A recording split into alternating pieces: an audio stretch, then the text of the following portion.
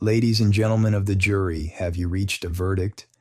His gaze swept over the seated officers before settling on the ranking juror, Sergeant Bassey.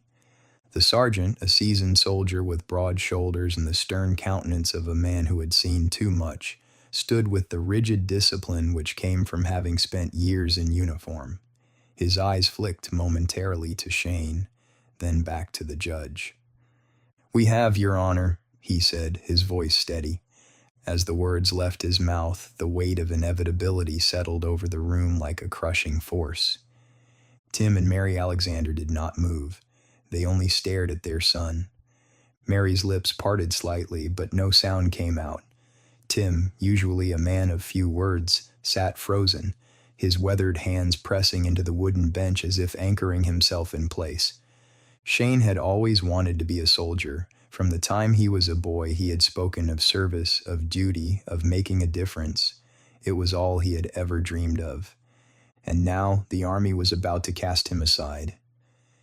Brigadier General Nolan let the silence hang for a moment longer before his voice rang out again, steady as ever. "The defendant will rise." Major Davis shifted first, adjusting the papers in front of him before standing, his movements calm, practiced.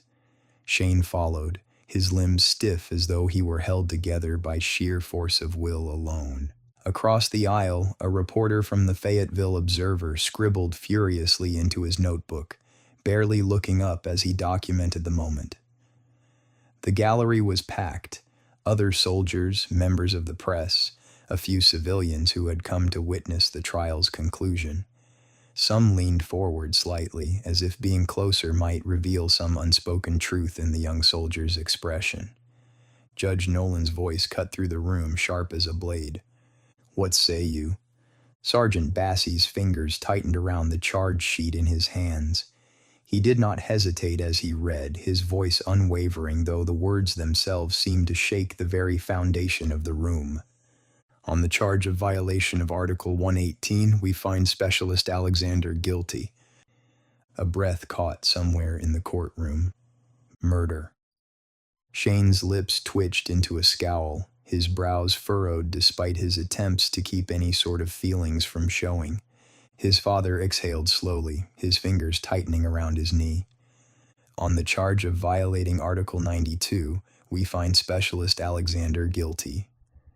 Failure to obey a lawful order. Mary's lips trembled.